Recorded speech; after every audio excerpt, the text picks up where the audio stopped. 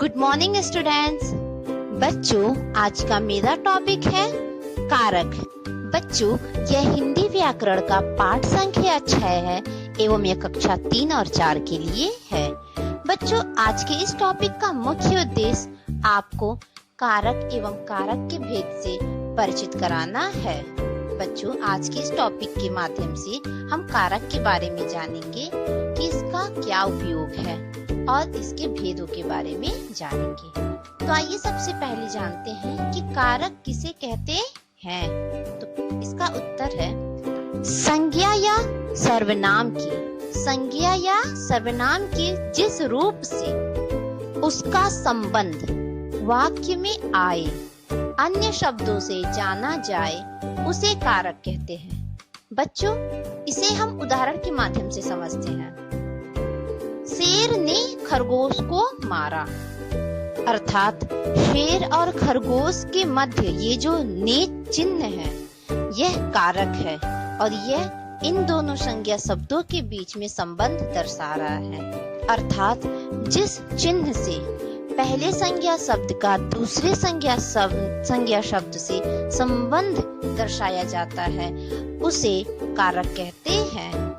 अगला उदाहरण देखिए, यह पुस्तक नीना के लिए है। बच्चों, यदि यहाँ हम के लिए हटा दें और इस प्रकार पढ़ें, यह पुस्तक नीना है, तो क्या यह स्पष्ट हो रहा है कि नीना और पुस्तक के मध्य क्या संबंध है? तो इसका उत्तर है नहीं। यदि हम यहाँ पे के लिए चिन्ह का प्रयोग करते हैं तो इससे ये स्पष्ट होता है कि यह पुस्तक नीना के लिए है। अर्थात के लिए चिन्ह नीना और पुस्तक के मध्य संबंध दर्शा रहा है, अतः के लिए कारक चिन्ह है। अब आइए बच्चों, कारक के कितने भेद होते हैं इसे जानते हैं। बच्चों, कारक के 8 भेद होते हैं। कितने भेद होते हैं? 8।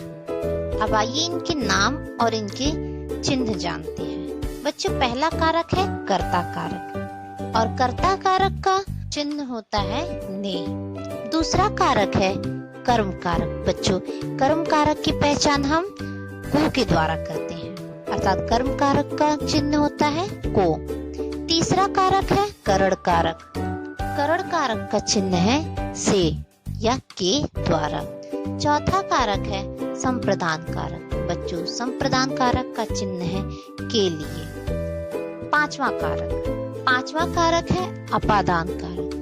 अपादान कारक का चिन्ह है से, अर्थात अलग होना। छठवां कारक है संबंध कारक और इसका चिन्ह है का, की, के। सातवां कारक है अधिकरण कारक। बच्चों, और अधिकरण कारक का चिन्ह होता है में, पर। अंतिम कारक है संबोधन कारक और इसका चिन्ह होता है हे, अरे।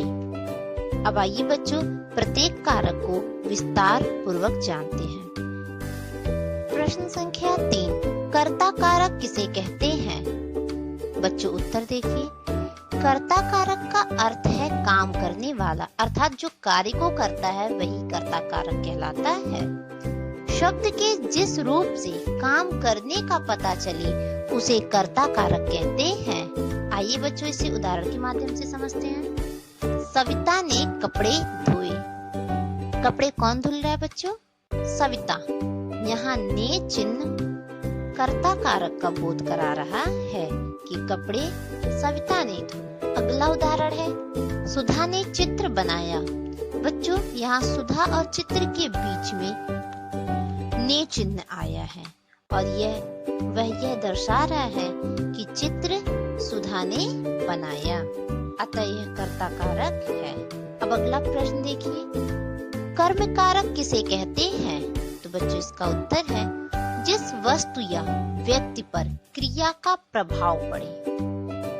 अर्थात हम इसे इस प्रकार भी कह सकते हैं कि कर्ता जिस कार्य को करता है उसे कर्म कारक कहते हैं। उदाहरण देखिए बच्चों, राम ने रावण को मारा। राम किससे मारने का काम कर रहा है? रावण को, अर्थात को चिन्ह कर्म कारक दर्शाता है। और बच्चों, यदि हम यहाँ से रावण को शब्द हटा लें तो यह वाक्य अधूरा हो जाएगा। जैसे राम ने मारा, राम ने किसे मारा? इस तरह यह वाक्य अधूरा है।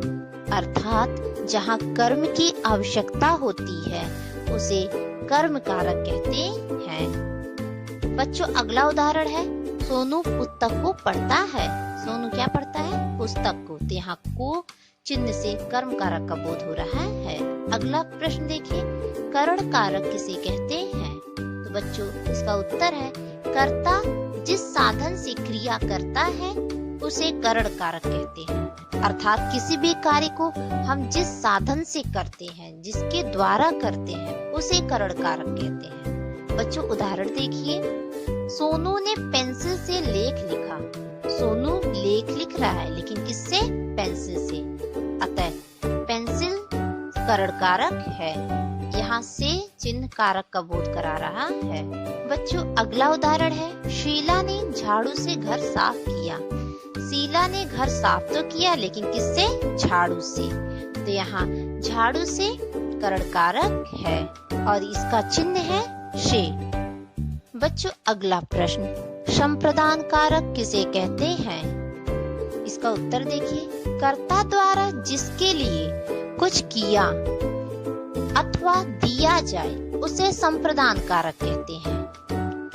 अर्थात कर्ता जिसके लिए कोई कार्य करता है या कोई वस्तु देता है उसे संप्रदान कारक कहते हैं। उदाहरण देखिए, विभा सुधा के लिए भोजन लाई। यहाँ विभा सुधा के लिए भोजन लाती है, ना कि स्वयं के लिए। आकाश के लिए फल लाओ।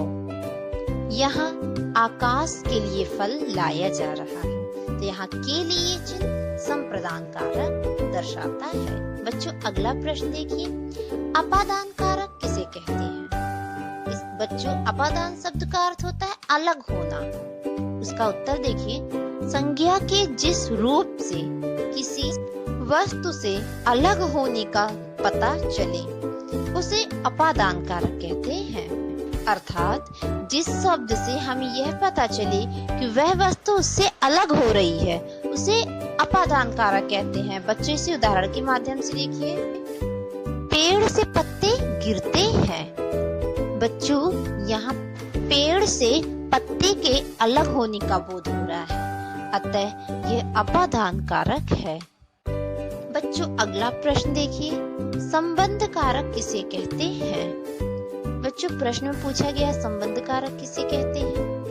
उत्तर देखिए, संज्ञा अथवा सर्वनाम के जिस रूप से, संज्ञा अथवा सर्वनाम के जिस रूप से वाक्य में आए व्यक्ति या वस्तु से उसका संबंध पता चले उसे संबंध कारक कहते हैं।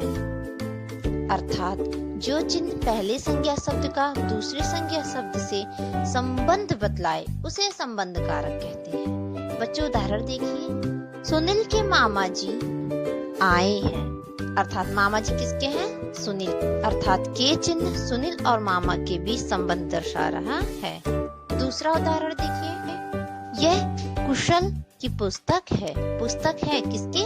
कुशल की। यहाँ के शब्द संबंध कारक है। अगला प्रश्न देखिए, अधिकरण कारक किसे कहते हैं? उत्तर, संज्ञा अथवा सर्वनाम के जिस रूप से क्रिया के होने के स्थान का पता चले उसे अधिकरण कारक कहते हैं। आइए बच्चों इसे उदाहरण के माध्यम से देखते हैं। पिताजी कमरे में बैठे हैं। बच्चों पिताजी कहाँ बैठे हैं? कमरे में। यहाँ में कारक चिन्ह से स्थान का बोध हो रहा है, अतः यह अधिकरण कारक है। अगला उदाहरण देखिए, कौवा पेड़ पर बैठा है। कौवा कहाँ पर बैठा है? पेड़ पर, अतः यह भी अधिकरण कारक है। अगला प्रश्न देखिए, संबोधन कारक किसे कहते हैं? बच्चों संबोधन का अर्थ होता है किसी को बुलाना। उत्तर देखिए, संज्ञा के जिस रूप से किसी को पुकारा जाए उसे संबोधन कारक कहते हैं। इसका उदाहरण है, हे ईश्वर मेरी मदद करो। दूसरा, अरे रूपा तुम कब आई। यहाँ हे और अरे संबोधन कारक है।